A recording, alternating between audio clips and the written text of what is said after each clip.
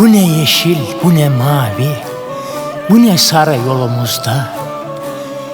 Envai çiçek kokusu, güller dil döker dalında.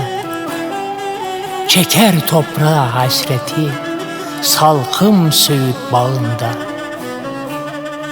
Nasıl terk edip gitmeli nasıl, bozkırları, bu dağları, doğayı. Yerle gök arası uyuyan Kapadokya'yı.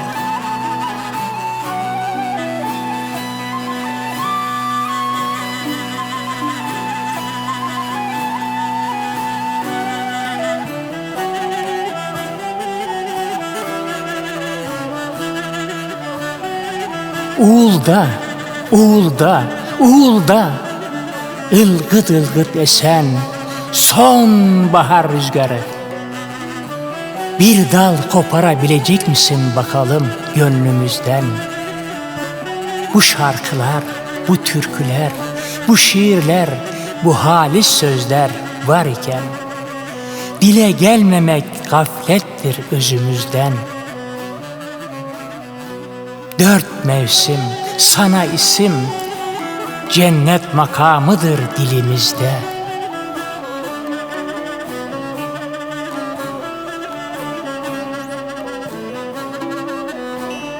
Tırnak ile diş ile, umut ile düş eyle.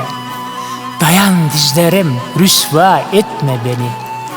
Üşüyerek fidelerim, nazlı seher uykularımla. Kaç bin yıllık hasretimin goncası Nevşehir. Sensiz ömür zehir zemberek tadında her şehir. Sürme olur çekilirim gözlerinden.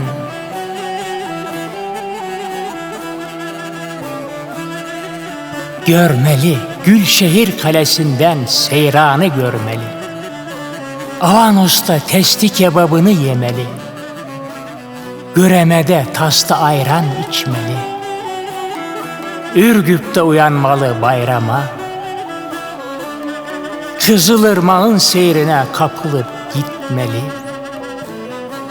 Nevşehir'den sürüp yola kervanı. Kapadokya'da bulmalı dermanı.